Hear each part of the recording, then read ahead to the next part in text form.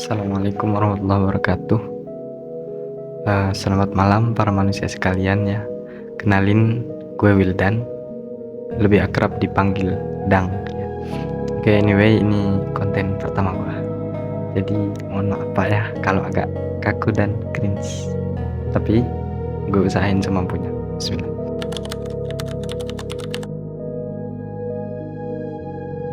Oke, kita masuk ke pembahasan.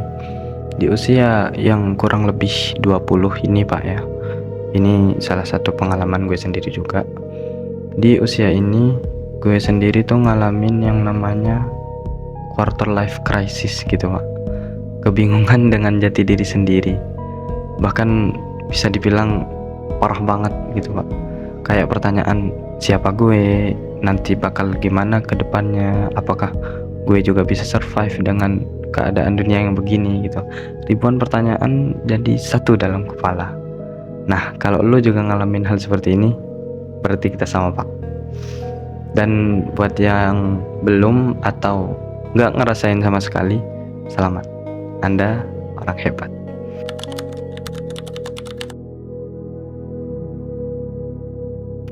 Oke, gue spill beberapa pertanyaan yang biasanya muncul di otak-otak anak muda ini ya, di otak-otak quarter life crisis ini. Pertama, kita kan bukan anak-anak lagi ya Pak ya, tapi kenapa belum mapan juga, kenapa belum bisa sukses juga. Udah dituntut mandiri, tapi modal, pengalaman, duit, sama arah hidup masih serba nanggung ya kan. Waktu sekolah, dunia kita terbatas mungkin cuma sama keluarga, teman, tetangga gitu kan. Tapi pas ketika udah kita umur 20-an, kita keluar dari environment itu, barulah kita mulai menyadari dan melihat banyak banget orang. Ada yang udah kerja, nikah, sukses, bahkan kuliah ke luar negeri, dan ada juga yang masih nganggur. Nah, perbandingan itu bikin pertanyaan kan Pak ya, gue harus kayak siapa? Ngelihat yang kerja gue pengen kayak dia, ngelihat yang nikah pengen juga, ngelihat yang kuliahnya sampai luar negeri juga pengen gitu kan. Dari kecil kita juga diceritain kalau hidup itu lurus doang kan, sekolah, kuliah, kerja, mapan gitu kan. Tapi pas kita jalanin ternyata realitanya gak seindah itu Pak. Nah, gap inilah yang bikin dilema gitu. Namun gak bisa dipungkiri juga, kadang bukan hanya diri sendiri yang bikin bingung, tapi omongan orang juga bikin bingung kadang Pak. Kapan Anda kerja, kapan nikah, kapan sukses gitu kan. Padahal kita sendiri aja masih nyari jalan gitu kan. Kita sendiri aja bingung sama diri sendiri lah orang. Oke, dari berbagai pertanyaan tadi, gak mungkin dong gak ada solusinya, gak mungkin. Karena sejatinya Pak ya, dunia ini ditata sedemikian rupa, dirancang sedemikian hebatnya. Kita hanya perlu mencari dan menjadi manusia sesuai porsi masing-masing. Karena juga gak mungkin dunia ini cuma isinya kuli, semua gak mungkin. Dunia ini cuma semua isinya ilmuwan, semua gak mungkin kan. Jadi setiap manusia punya porsi masing-masing. Cukup kita mengisi porsi tersebut sesuai apa yang sudah ditakdirkan.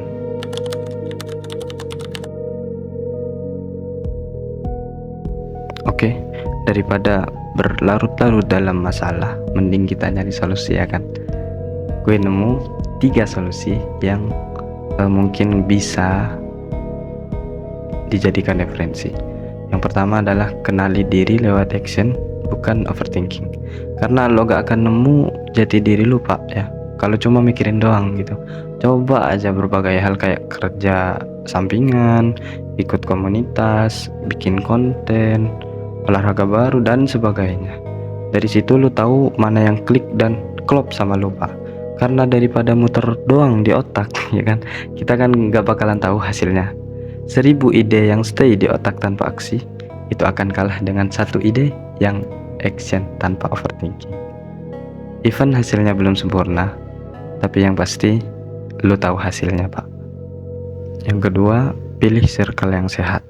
Kalau lo nongkrong sama orang yang suka ngeledek, suka ngejudge, pasti makin bingung.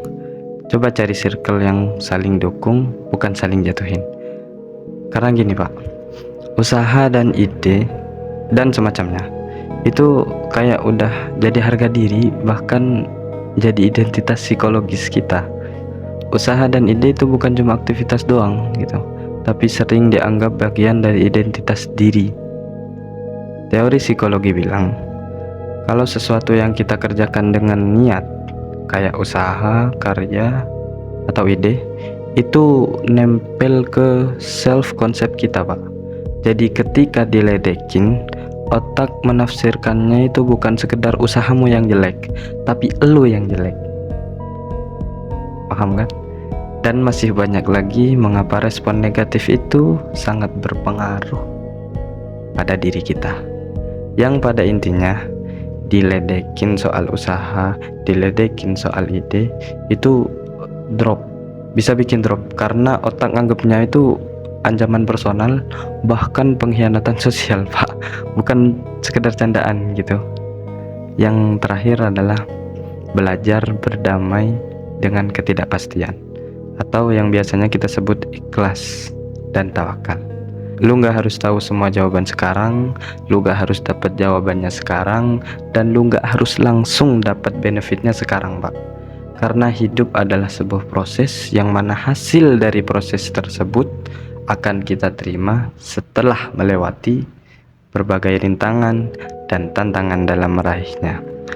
Dan kadang Pak ya, hidup itu kejawabnya sambil jalan gitu Pak. Albert Camus pernah bilang gini Pak, di musim dingin aku menemukan bahwa dalam diriku ada musim panas yang tak tertandingi.